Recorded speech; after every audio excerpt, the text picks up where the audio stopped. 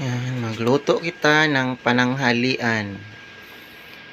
Mushroom na ginisa, sinabawan, may kamatis, na may sibuyas, na may alugbati.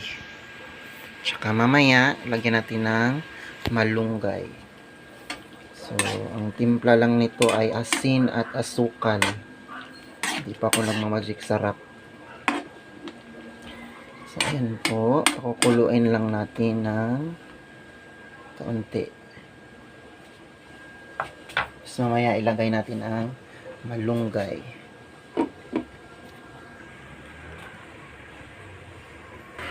So, ayan. Kumulo na siya. Kumulo na po siya. Salamat sa nagbigay ng mushroom.